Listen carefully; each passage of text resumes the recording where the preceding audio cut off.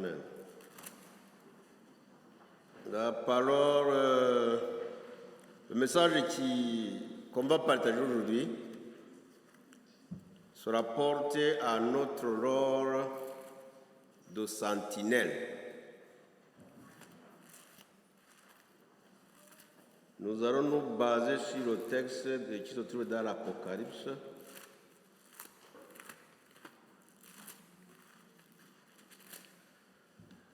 Apocalypse 2,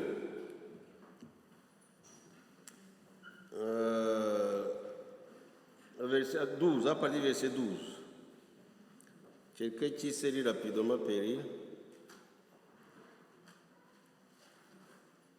Apocalypse 2, 12 à 17.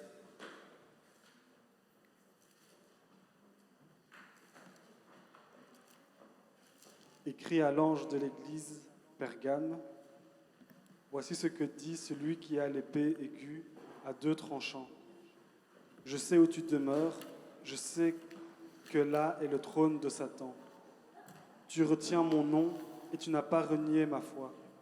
Même au jour d'Antipas, mon témoin fidèle, qui a été mis à mort chez vous, là où Satan a sa demeure.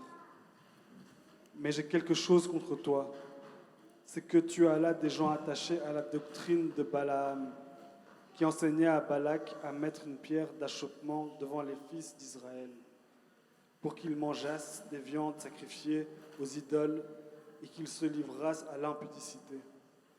De même, toi aussi, tu as des gens attachés pareillement à la doctrine des Nicolaïtes.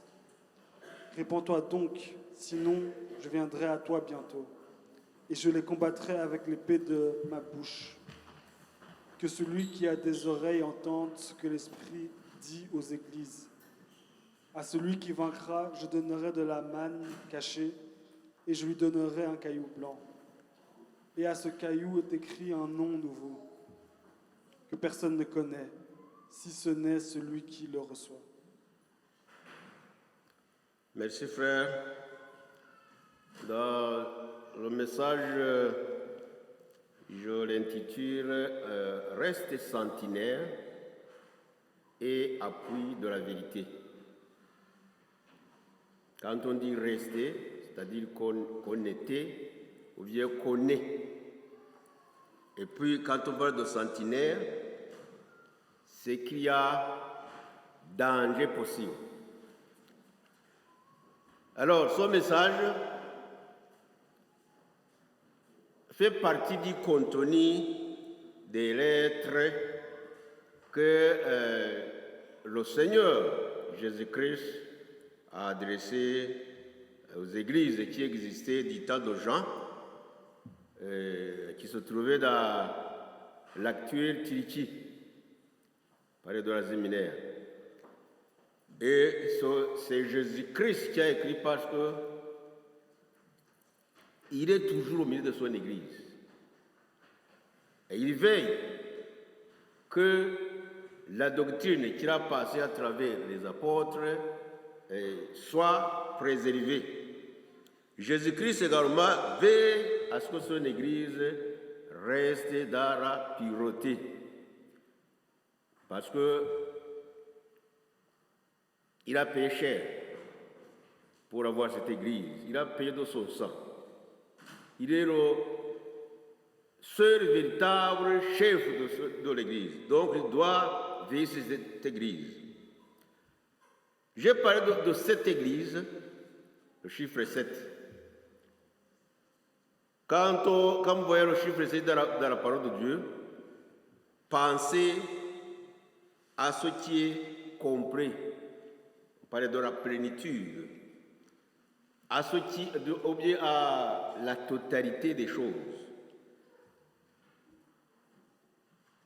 Si on parle de cette église, ce n'est pas qu'on a plus seulement cette église, parce qu'il y en avait, si on parlait par exemple de l'église de Thyatire ou quoi, cette église avait beaucoup de communautés qui se joignaient à ça. Mais le Seigneur a choisi le chiffre 7, parce que, bien qu'il s'adressait aux églises réelles qui existaient à ce moment-là, Mais le message, en fait, concerne également l'Église dans sa totalité, dans sa plénitude, le long de l'histoire. Même aujourd'hui, ce message nous concerne.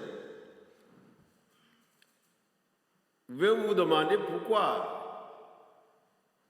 Parce que les problèmes que connaissaient ces églises, les défis qu'il fallait relever, s'érigent aujourd'hui devant nous. On peut se demander pourquoi ces problèmes sont les mêmes. Ils sont les mêmes parce que l'homme, dans sa nature, laisse dans la convoitise. Donc l'homme n'a pas changé avec ses convoitises, l'homme n'a pas changé avec sa méchanceté, mais également nous avons le maître de ce monde, qui n'est rien d'autre que Satan, qui ne change pas. Lui, il est toujours au combat. Seulement, ce qu'il change, c'est quoi? Satan change souvent des stratégies en fonction du temps. Il change des méthodes et même les moyens. Mais il profite également des opportunités qui sont offertes. Satan, chaque fois qu'il voit une opportunité, chaque fois qu'il voit une porte ouverte, là il dit c'est l'occasion. N'est-ce pas? C'est ce qui change. Mais quand nous voyons dans les messages que le Seigneur donne à ces églises, il parle toujours à la fin au vainqueur, c'est-à-dire qu'il a espoir, c'est-à-dire qu'il a la victoire. Parce que Jésus-Christ a vaincu les forces des ténèbres. Le même Jésus-Christ vaincra toujours ces forces du mal. Jésus-Christ vaincra avec les fidèles. Parce que Dieu sauvegarde toujours les fidèles. Peu importe dans quelle situation, la Bible nous montre que Dieu sauvegarde toujours, disons, les fidèles. Ceux qui ne se sont pas souillés, ceux qui ne se sont pas compromis avec le monde, ceux qui ont aussi fixé les limites. Aujourd'hui, ce matin, j'ai parlé des limites. Chaque chrétien doit avoir fixé les limites. Parce que le monde nous propose beaucoup de choses. Il faut savoir, bon, ça c'est ma limite. Ne me propose pas ça parce que je m'arrête ici. C'est ça, ce sont ces gens-là qui vont connaître la victoire qu'on parle dans la parole de Dieu. Le but des lettres que Jésus a adressé à son église, il y a trois choses. Quand nous voyons, disons, les différentes églises, il y avait des églises qui étaient vraiment excellentes, où il y avait rien à reprocher, il y a d'autres qui avaient des problèmes, disons, qu'il fallait corriger. Il y a d'autres églises à qui il fallait seulement dire attention, je vous avertis. Donc, le but de ces lettres, en gros, c'est que Jésus voulait encourager, corriger, avertir. Aujourd'hui, nous allons parler d'une église qui s'appelle Pergame. À l'église de Pergame. Le Seigneur commence à se présenter à cette église comme celui qui tient dans sa main une épée. On dit que l'épée a une double tranchant, c'est-à-dire qu'il coupe de deux côtés. Souvent l'épée sera porte à la parole de Dieu, mais également l'épée sera portée à l'autorité. Même les rois de Sotara, ils avaient comme dans leurs habits, dans tout ce qu'ils portaient, il y avait aussi l'épée qui symbolisait l'autorité. Jésus-Christ maintenant intervient ici comme une autorité royale, parce qu'il était ressuscité, il s'est présenté après la résurrection. Donc il est le roi des rois aujourd'hui. Il s'est présenté comme roi, mais en même temps comme juge qui intervient dans son église face au péché. Parce que n'oublions pas que l'église, c'est sa propriété. Quand on parle du mot Pérgame, c'est pourquoi j'ai parlé de centenaire. Pérgame, ça veut dire centenaire. Mais aussi, Pérgame a été appelé Pérgame parce que, de par sa topographie. Donc, Pérgame était, disons, une ville qui était construite sur vraiment une hauteur élevée là.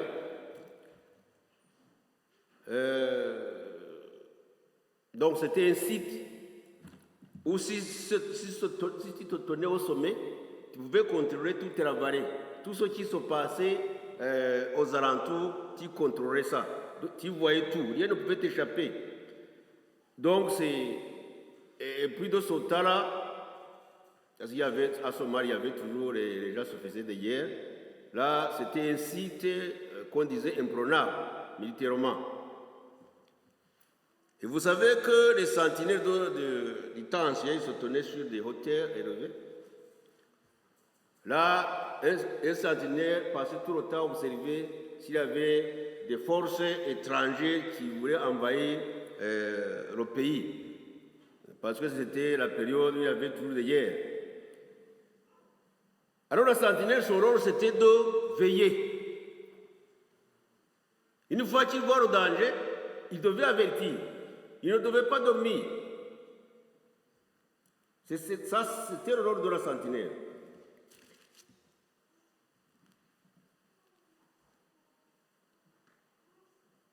Donc, c'est pourquoi je dis que l'église Pérgame, je peux la considérer comme justement la sentinelle si je vois ce que le Seigneur lui dit aujourd'hui et ce qu'il lui reproche. Donc, si nous considérons les caractéristiques de cette église de Pérgame, là nous allons voir qu'il y a beaucoup de ressemblances avec l'église actuelle.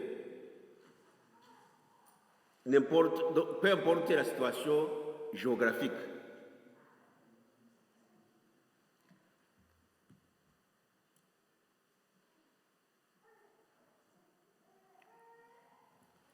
Il y a trois caractéristiques que je vais relever.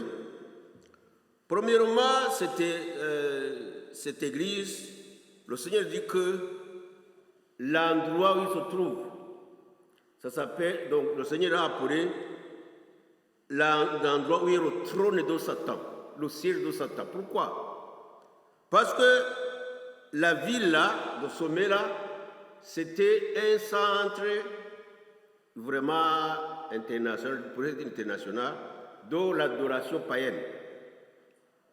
Vous connaissez beaucoup de sites, par exemple, où il y a des centres d'adoration.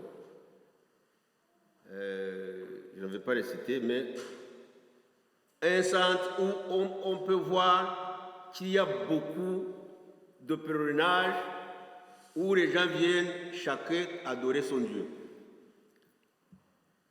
Donc, à Pérgame, l'église de Pérgame était construite justement au milieu justement de cet environnement idolâtre. On dit que même l'empereur de Sotara était adoré, donc il y avait un site d'adoration pour l'empereur. Donc l'empereur, il y avait son site d'adoration. Et vous savez que quand on adore l'empereur, il y a des conséquences. La persécution. C'est souvent ce qui se passe actuellement, parce que beaucoup d'États veulent contrôler les églises. Donc, quand l'empereur est adoré, absolument il y a des conséquences. Il y a la persécution. Maintenant, cet environnement où il y a beaucoup d'idolâtrie, il y a risque de se souiller. Il y a risque de se compromettre. Voilà à quoi était confrontée cette Église. Donc, la persécution, certaines contraintes, il y avait même des moqueries, donc les gens se moquaient de ces gens qui faisaient le contrôle. Et il y avait aussi risque que cette Église soit influencée. Donc, toutes ces choses, cet environnement était un environnement qui était favorable pour que cette Église tombe dans la compromission. Donc, avec toutes ces choses, il y avait un grand danger de se souiller. Donc, je peux dire ça quand même, on ne peut pas nier. Ça, c'est commun à la situation des églises actuelles, la situation géographique. Parce que les églises ne sont pas bâties dans les forêts, ils sont bâtis dans les villes, là où il y a des gens. Et ces gens ont leurs idoles. Je me trompe? Je me trompe? Même ici, voilà, là où on a bâti notre bâtiment. Nous sommes environnés par quoi? Devinez vous-même. Que peu importe l'endroit où tu te trouves, l'église que tu vas trouver, il est confronté à son problème que nous venons de citer. Donc tu risques disons, de créer des situations défavorables, disons, à garder justement la pure doctrine, quoi. Deuxième chose, la Bible nous montre que, c'est Jésus-Christ qui le dit même, que malgré cet environnement défavorable, religieusement et politiquement, cette église de Pergame a quand même tenu. L'église de Pergame est restée fidèle, malgré les persécutions. On parle même qu'il y a des gens qui ont affronté la mort, qui ont accepté de mourir à martyr. On parle de certains Antipas, parce qu'il ne voulait pas se souiller, parce qu'il voulait garder ses valeurs, parce qu'il avait pu fixer les limites.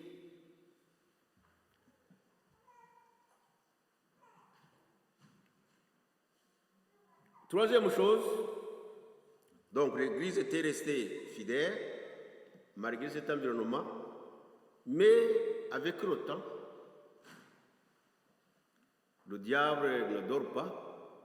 Le diable a su employer certains chrétiens, certains membres de l'Église, pour introduire dans la communauté certaines doctrines, justement, étrangères, comme mauvaise doctrine, quoi. Là, ici, on parle de la doctrine de Balaam et la doctrine de Nicolaïte. Balaam, vous reconnaissez, c'est celui-là qui était poussé par l'amour de l'argent à s'y convaincre Barak, le roi Barak, a donné, disons, une stratégie à Barak pour faire tomber le peuple d'Israël, parce qu'il ne parvenait pas à le maudire. Barak avait demandé à Balaam de maudire son peuple qui lui faisait peur. Balaam a tout essayé, ça n'a pas marché, parce que Dieu toujours l'en empêchait. Mais Balaam a dit quand même, je ne vais pas lâcher cet argent. Il a dit à Barak, tu sais ce que tu peux faire. Prends tes filles, envoie-les chez le peuple d'Israël. Ils vont les pousser à la prostitution, mais de réunion aussi, ces gens-là vont commencer à adopter vos méthodes. Ils vont commencer à adorer vos dieux, ils vont commencer à sacrifier, à manger les viandes sacrifiées aux idoles. Voilà, c'est... Donc maintenant, cette doctrine, justement, Parce que dans son milieu de Pérgame,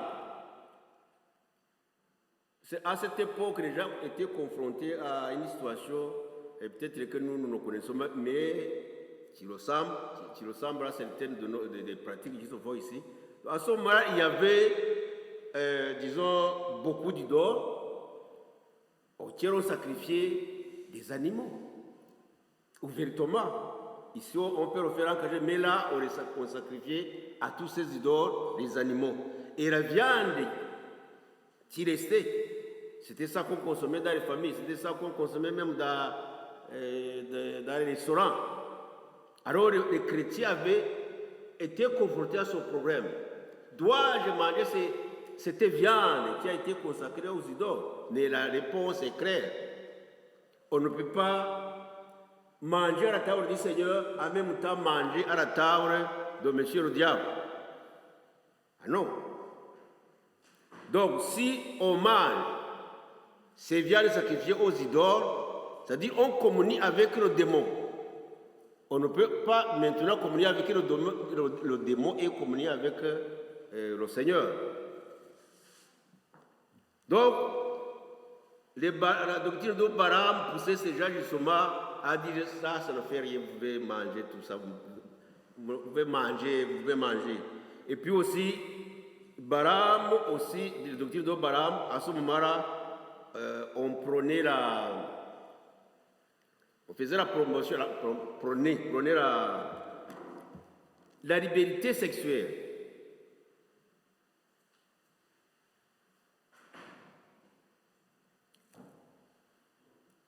Pour ce qui est des Nicolaïtes, là, c'est l'idée que à ce moment-là, l'Église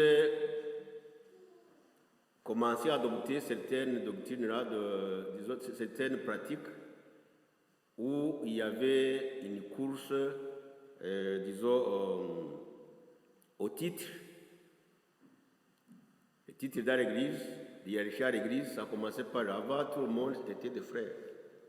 Quand vous voyez l'Église primitive, il y avait des apôtres, bien sûr, mais les gens étaient dans la simplicité. Mais il y a un moment où on a commencé à dire qu'il y a des évêques, il y a des quoi, des titres, même maintenant, vous savez qu'il y a des titres qu'on n'a jamais entendu la parole de Dieu, que les gens se donnent.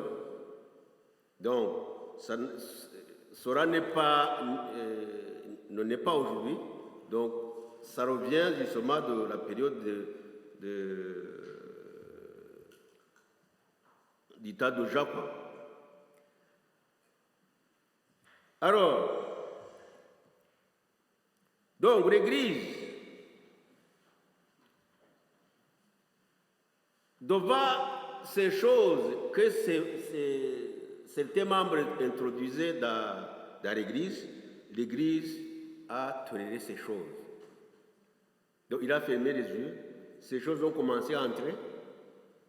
C'est pourquoi le Seigneur maintenant vient dire attention, ce que vous avez introduit dans l'Église, ce n'est pas correct.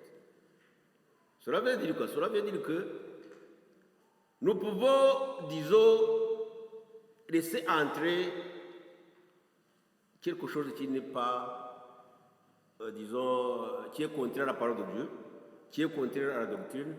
Là, on va dire, bon, ça ne fait rien, on reste entré, et quand on n'intervient pas à temps, ça devient comme une vérité, et les gens vont adopter ça. Et celui qui ne va pas se conformer à cette chose qu'on a établie, il va être considéré comme anormal.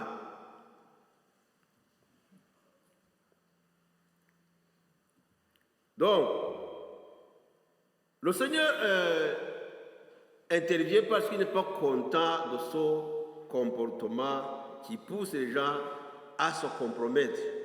Se compromettre, c'est-à-dire les gens oublient les limites qui doivent se fixer, ils se mélangent.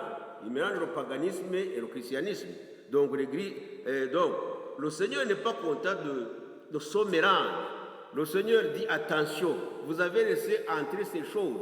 Il est temps de les arrêter. Il est temps de dire à ces gens qui enseignent la doctrine de Balaam, de Nicolaïte, de cesser. Sinon, moi-même, je viendrai le combattre.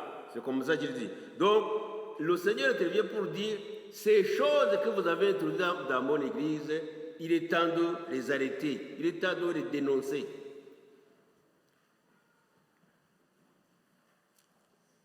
Donc, le Seigneur, aujourd'hui, donc à ce moment-là, il intervient dans cette église pour avertir et rappeler à cette église son rôle de sentinelle, son rôle de rester dans la vérité, de défendre la vérité. Donc, si je dis cela, c'est que nous aussi, en tant qu'église, nous aussi, en tant qu'individus, en tant que chrétiens, nous pouvons nous poser cette question. Est-ce qu'il n'y a pas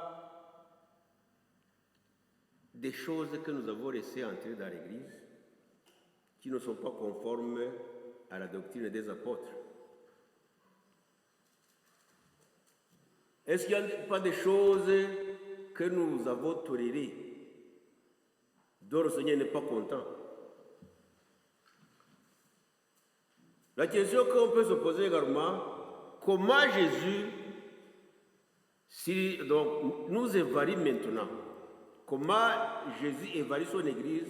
Comment il m'évalue? Comment il t'évalue?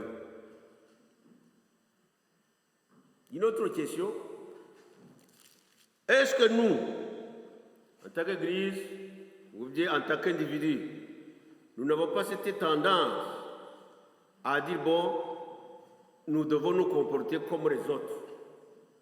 Ce mot-là vient souvent, les autres font ceci, telle église fait ceci, pourquoi nous ne faisons pas ceci? Est-ce que vous savez, ces gens-là qu'on veut copier, à qui aussi ils ont copié? S'ils n'ont pas copié le Seigneur, s'ils avaient copié le Seigneur, ça devait être écrit dans la parole de Dieu. Mais si ce n'est pas écrit dans la parole de Dieu, c'est qu'ils ont copié ça quelque part. Pour quel motif? Ne copions pas si nous ne savons pas d'où ça vient. Donc la question est posée aujourd'hui, est-ce que je suis encore sentinelle? Est-ce que je n'ai pas baissé la garde? Est-ce que je n'ai pas laissé entrer dans ma vie certaines choses qui ne sont pas conformes à la parole de Dieu?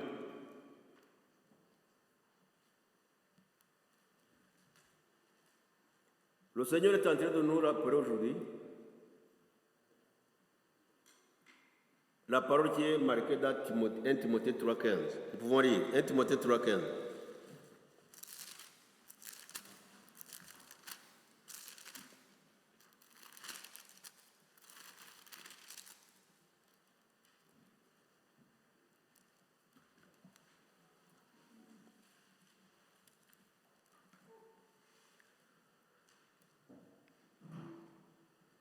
Quelqu'un peut lire?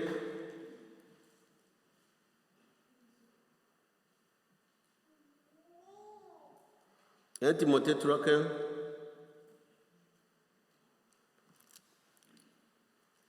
Sœur Alphonsine.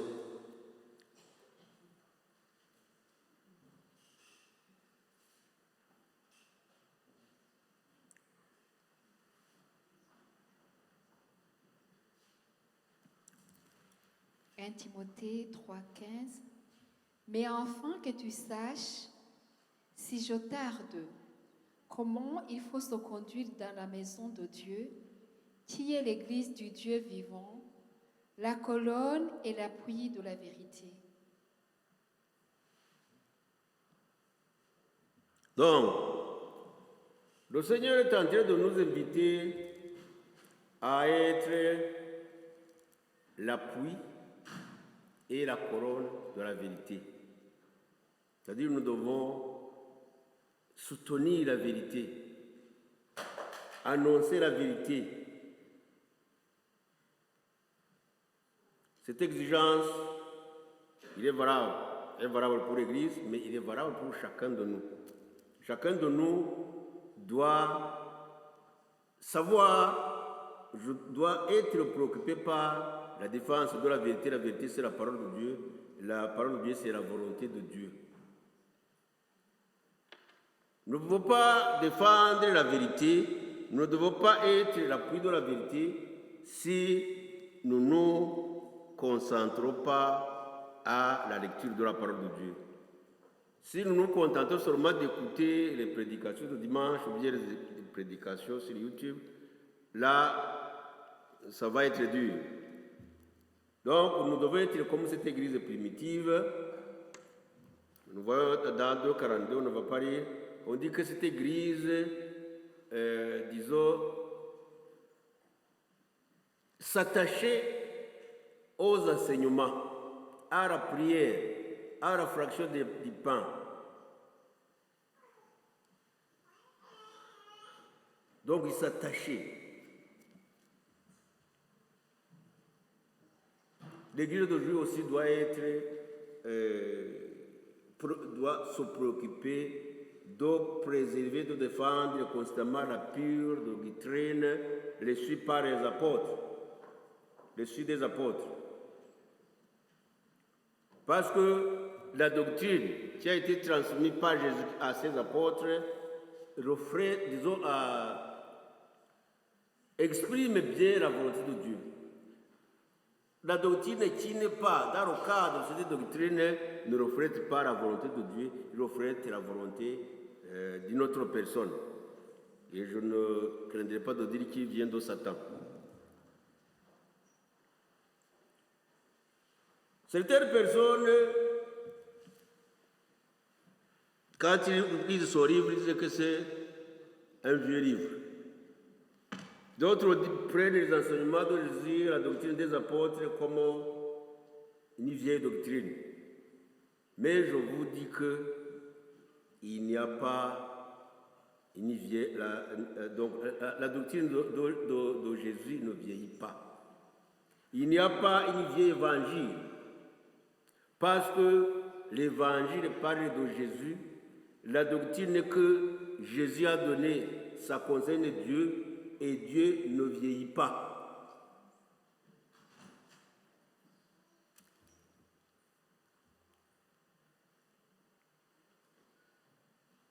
Ici, il nous faut du discernement. Pourquoi? Parce qu'il y a beaucoup de choses que nous écoutons, il y a beaucoup de choses que nous lisons, et gloire à Dieu parce que l'intelligence a augmenté, la technologie a augmenté. Donc maintenant, l'homme, le chrétien reçoit beaucoup de choses. Mais nous devons avoir le discernement pour voir si ce que nous entendons, ce que nous lisons, est conforme aux Écritures.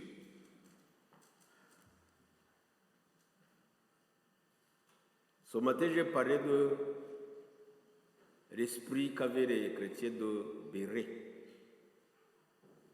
Là, j'aimerais qu'on lise Acte 17, 11.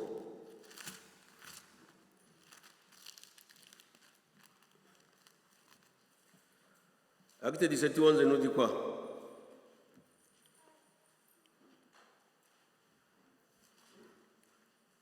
Thierry. Acte 17, 11.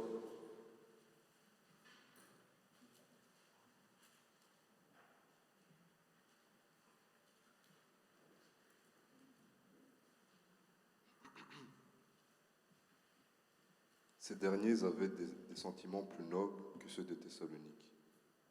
Ils accueillaient la parole avec beaucoup d'empressement, et ils examinaient chaque jour les Écritures pour voir si ce qu'on leur disait était exact. Voilà, ici nous avons deux catégories. Il y a les gens de Thessalonique qui écoutaient tout, qui rentraient. Mais ces gens de Pérée, ils aimaient la parole, ils aimaient écouter, ils aimaient aller dans les assemblées pour écouter les différents prédicateurs. Donc ils aimaient la parole. Mais après l'enseignement, après les enseignements donnés par les différents orateurs, ces chrétiens rentraient à la maison. Ils s'asseyaient quelque part. Ils disaient, voyons si ce que le prédicateur Joseph a prêché aujourd'hui est conforme à la parole de Dieu. Hein? Est-ce que nous le faisons, nous? Vous le faites? Gloire à Dieu. Donc, soyons comme ces chrétiens de Béret.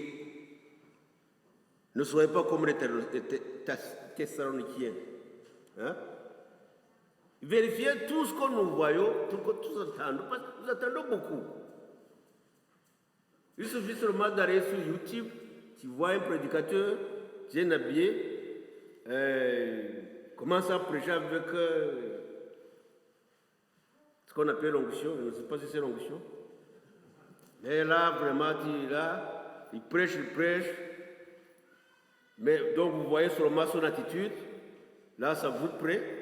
Vous attendez ce qu'il dit, les bénédictions nous suivront. Si tu fais ceci, ça... Après, toi aussi tu prends son message, tu envoies aux autres. Nous avons trouvé quelqu'un qui parle sur ce... Mais la première des choses, c'est de dire, bon, est-ce que ce message, ce qu'il a dit, c'est conforme aux Écritures? Voilà comment étaient les chrétiens de Béret. Ayons cet esprit de ces chrétiens qui vérifiaient toujours par les Écritures ce qu'ils recevaient. Vous serez bénis. Je vous invite à vous appuyer sur la parole de Dieu et non pas sur les réseaux sociaux. Non pas sur des fables que beaucoup de prédicateurs racontent aujourd'hui pour s'attirer des fous, ou bien pour plaire aux fous, ou bien même pour avoir un gain, parce qu'il y a maintenant beaucoup de prédicateurs du ventre, hein, qui prêchent pour un gain. Ça c'est la doctrine de Balaam maintenant. Vous reconnaissez quand même. Il y a beaucoup de gens qui viennent, bon, aujourd'hui, si vous touchez le prédicateur, vous serez béni, mais vous mettez l'argent là-bas. Hein? Il entre avec des sacs d'argent. Ça, ce n'est pas ce que dit l'Écriture. L'Écriture ne demande pas de faire le commerce des dons.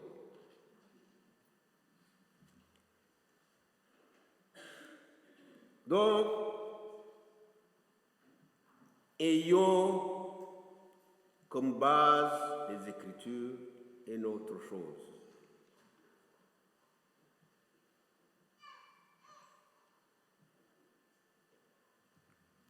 Le responsable de l'Église, des églises, s'appelle les gardiens, placés par Dieu. Ils doivent veiller à la préservation de la pure doctrine. Mais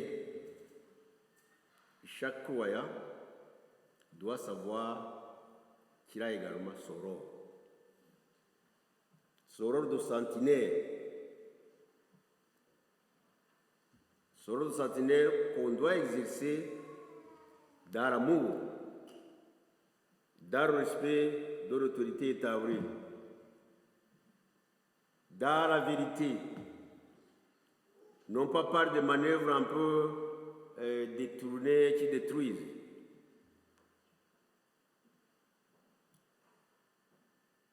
Un sentinelle ne doit pas être muet. Un sentinelle doit parler. Un sentinelle ne doit pas être aveugle. Un sentinelle ne doit pas être négligent. Un sentinelle ne doit pas avoir peur. Souvent, nous avons peur d'avertir les gens. Vous trouvez quelqu'un, il a un comportement qui n'est pas conforme à la parole de Dieu, et vous avez peur de l'approcher. Parce que peut-être c'est votre ami, vous ne voulez pas perdre l'amitié, vous préférez garder l'amitié plutôt que de sauver cette âme. C'est pourquoi nous allons lire dans Ézéchiel 3, 17 à 21 pour voir disons la responsabilité que nous avons et le danger que nous courons quand nous n'avertissons pas les gens, quand nous ne jouons pas notre rôle de sentinelle. Ézéchiel 3.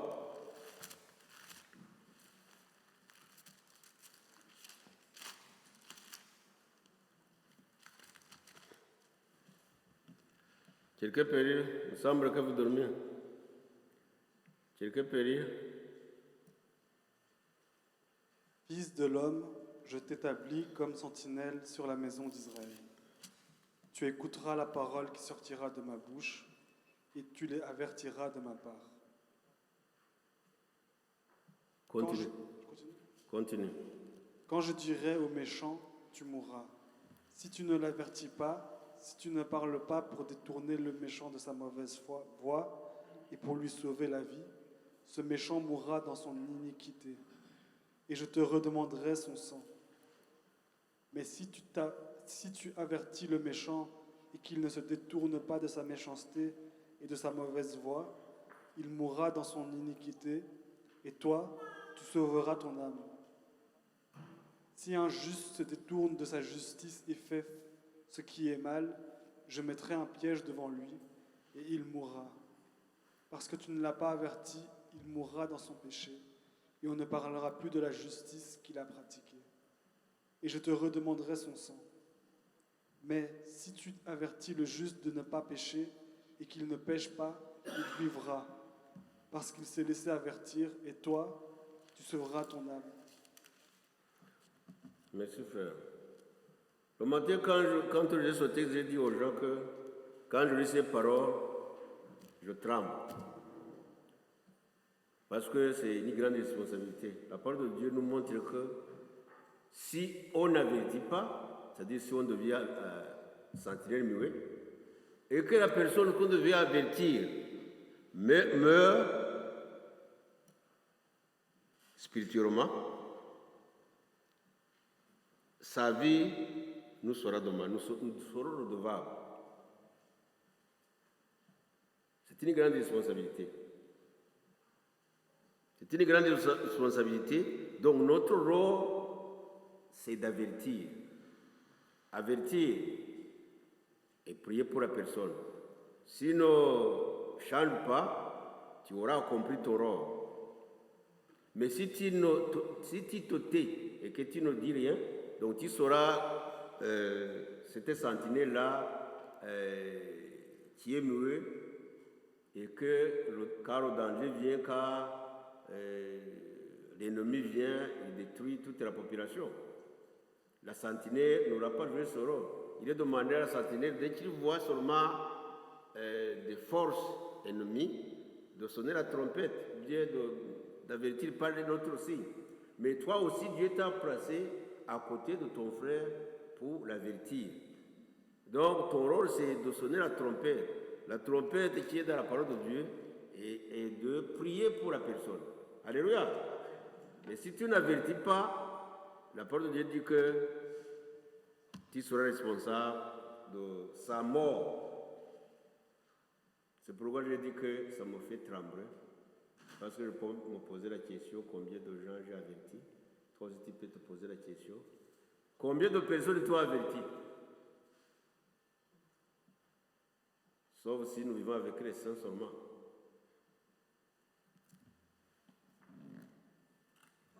Je me fais comprendre.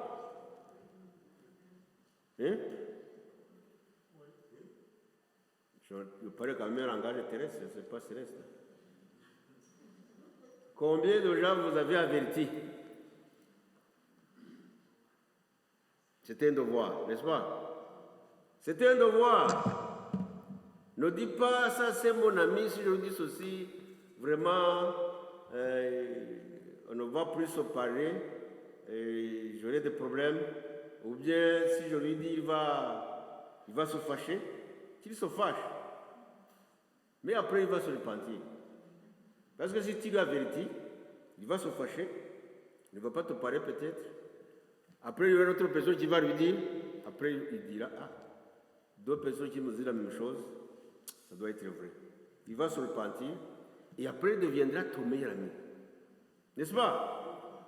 Et là, vous pourrez aller ensemble au ciel. Mais si tu ne la vérifies pas, ne crois pas que toi tu iras au ciel, puisque tu auras failli à ta responsabilité. Vaut mieux que vous fâchiez pour un temps, mais que vous puissiez aller au ciel. Alléluia. Alléluia. Veillons ensemble. Pourquoi? Parce que si nous ne veillons pas, nous allons ouvrir les portes aux doctrines étrangères, les doctrines qui sont poussées par la convoitise de l'homme. L'homme a toujours cet esprit de convoiter, de chercher des richesses, de chercher des gains, de chercher des honneurs. C'est pourquoi il y a des doctrines qui sont bâties sur les richesses, les honneurs. Des doctrines qui sont bâties sur la modernité. Des doctrines, comme je l'ai dit, qui sont bâties sur le fait de vouloir toujours être comme les autres. Les autres ont ça, moi aussi je dois avoir ça. Mais tu ne sais pas la personne où il a trouvé ça. Tu ne connais pas, tu crois, tu dis, moi aussi je dois être comme lui.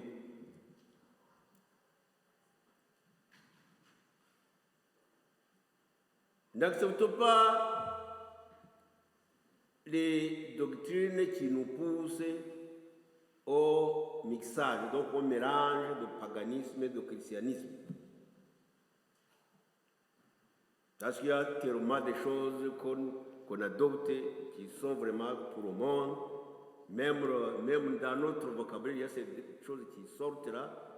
On se demande pourquoi ces paroles sortent, qui sont propres au monde. Parce qu'on a entendu que ça sonne bien, mais on le sort aussi. J'entends souvent même ici à l'église déjà des choses qu'on dit, sans se rendre compte.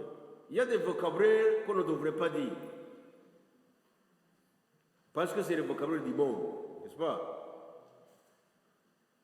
N'accepte pas justement de mélanger le paganisme et le christianisme. N'accepte pas d'accepter l'adoration des idoles et la vraie adoration, comme dit temps d'Israël, où le peuple de Dieu qui voyait que Moïse est arrivé à venir, ils ont dit, ah, son Moïse là, il nous a trompés, machin, peut-être qu'il est mort, nous allons fabriquer un Dieu, un veau d'or. Ils ont fabriqué un veau d'or avec les richesses, avec les capacités, ils ont placé ce veau d'or là. Ils ont commencé à danser autour du veau d'or tout en roi l'Éternel. Débarrassons-nous de ces idoles. L'idole, c'est quelque chose qu'on place au-dessus de Dieu. La chose qui te prend ton temps. La chose qui t'empêche même de sacrifier un peu de temps pour les affaires de Dieu.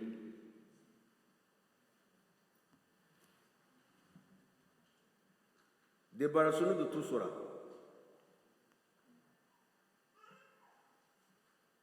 Donc, comme j'ai dit, sachons fixer les limites pour nos valeurs. Nous avons des valeurs chrétiennes, mais il y a des limites. Un exemple que je peux donner peut-être pour voir ces limites. Peut-être tu peux avoir un diplôme dans le marketing. Bon, marketing. Ingénieur ou ingénieur commercial. Maintenant, tu cherches du travail. Alors, tu rencontres un boss, il te dit, monsieur, il y a un travail très intéressant, tu vas toucher 4 000 €, tu auras une voiture de société, et maintenant, ce que tu vas faire, c'est que tu vas travailler dans mon usine de fabrication de bière, Et c'est toi qui vas faire la publicité de la bière. Et tu vas de temps en temps goûter pour montrer que c'est bon. Il y a 4 000, hein. Il y a le véhicule de société. Tu viens de terminer. Mais tu dois fixer ta limite. Je refuse. Parce qu'il y a des valeurs que je me suis fixées, des valeurs qui sont conformes à la parole de Dieu. Là, monsieur, je me suis fixé des limites, je ne peux pas accepter ça. Je peux travailler chez toi, mais je ne peut-être dans les bureaux pour la comptabilité ou bien quoi, mais aller faire la publicité de la bière, je ne pourrais pas.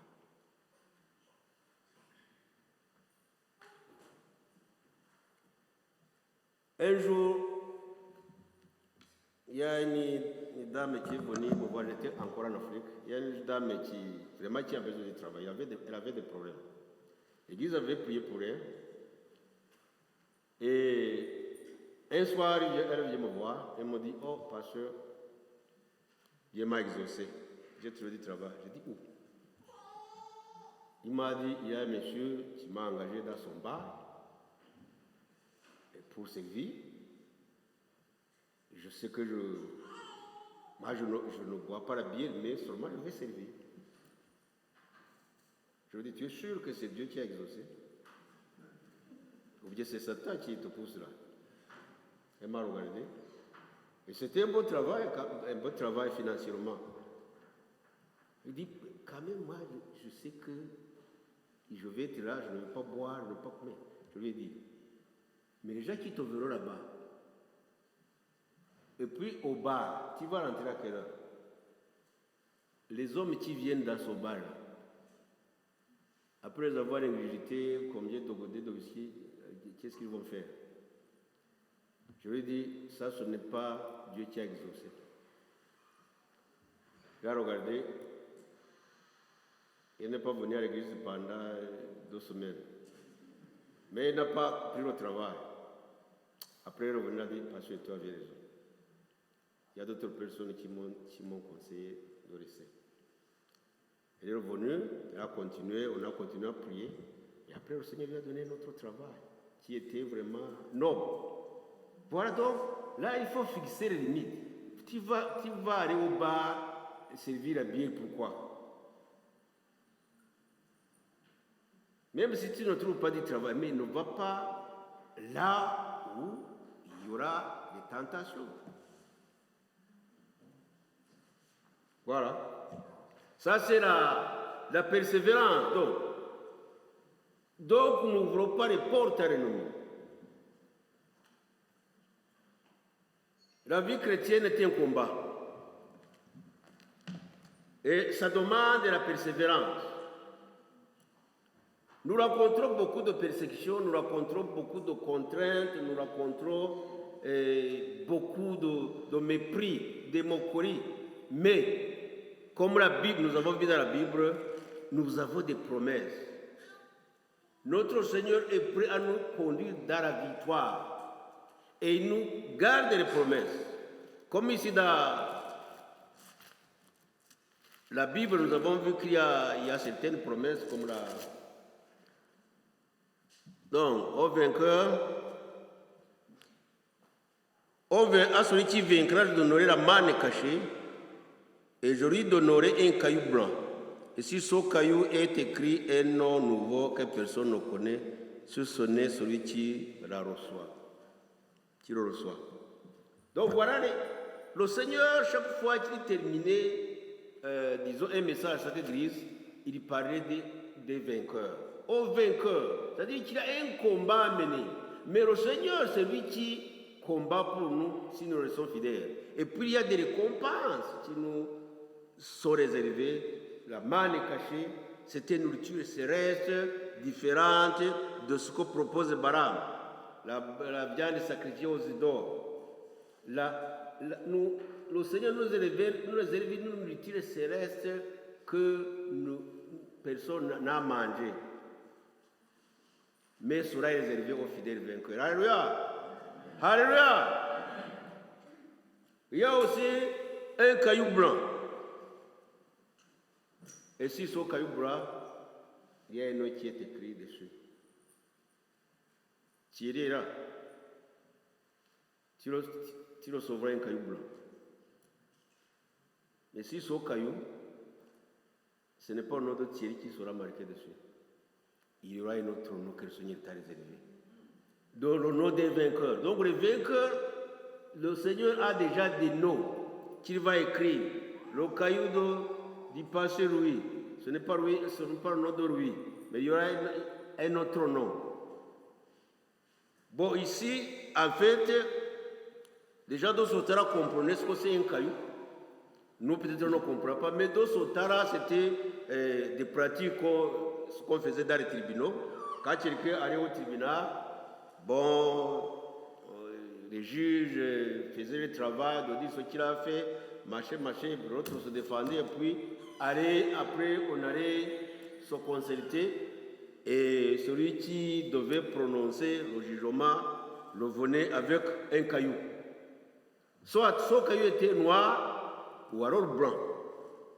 S'il était noir, c'est dire que la personne était condamnée.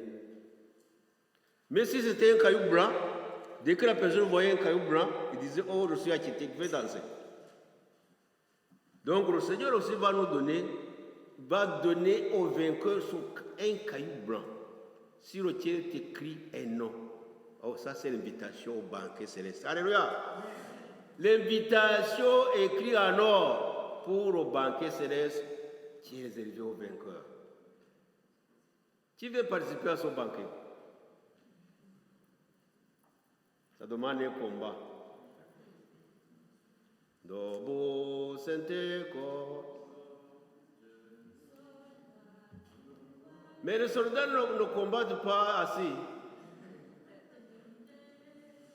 Viens ici. On se lève.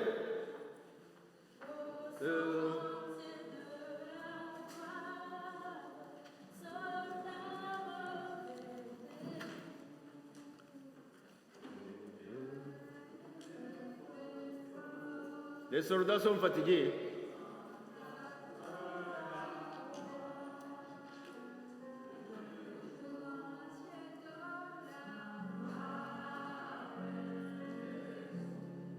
On recommence. Allons.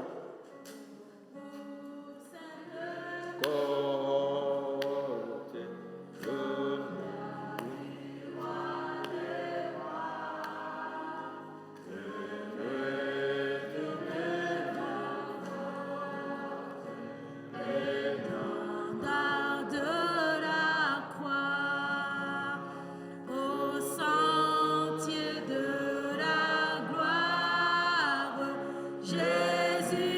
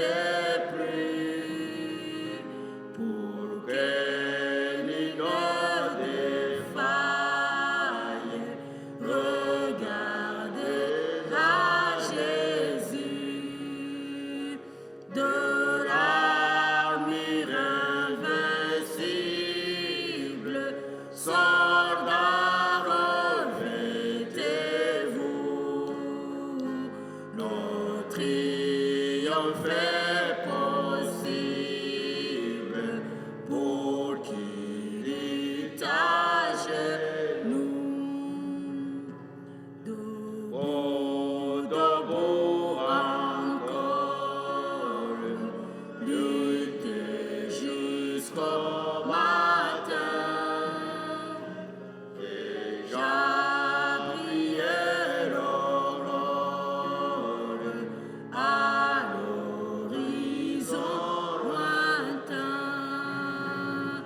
Bientôt j'étais nos armes au pied du roi des rois. Les chants après les larmes, le trône après la croix. Alléluia. Les chants après les larmes Amen. et le trône après la croix. C'est-à-dire les récompenses viendront après la croix. Alléluia.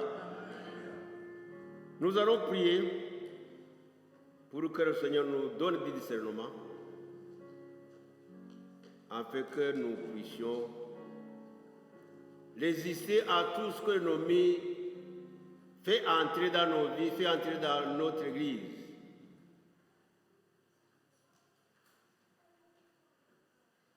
Parce que le Seigneur nous avertit aujourd'hui, il est prêt à nous aider.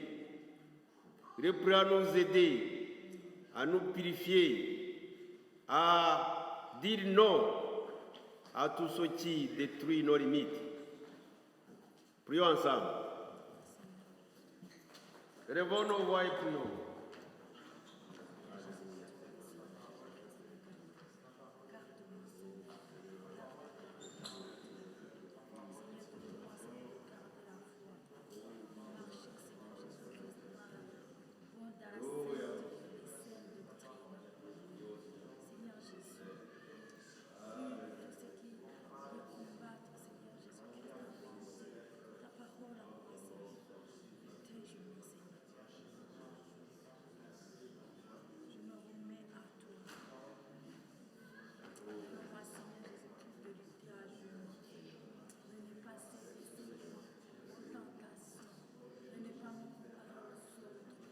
Ouvre nos yeux, Seigneur, pour que nous puissions voir. Ouvre nos yeux, Seigneur, pour voir ceci. Oh Seigneur, nous conduisons, Seigneur. Ouvre nos yeux, nos oreilles, Seigneur, pour que nous puissions, Seigneur, discerner. Oh Seigneur, oh Seigneur, dans nos vies. Nous disons non, oh Seigneur, à tout esprit de compromission, à tout esprit, oh Seigneur, de miracle, oh Seigneur, aide-nous, oh Seigneur, à tout ce que nous dit par rapport à ta parole, par rapport aux Écritures, aide-nous, oh Seigneur, à défendre la doctrine, oh Seigneur. Consume par ton feu, puissant Jésus. Anéantis les œuvres de l'ennemi, Seigneur.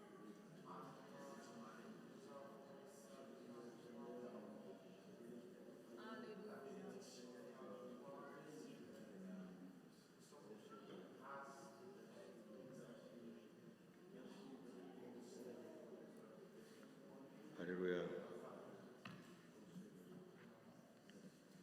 Amen. Amen.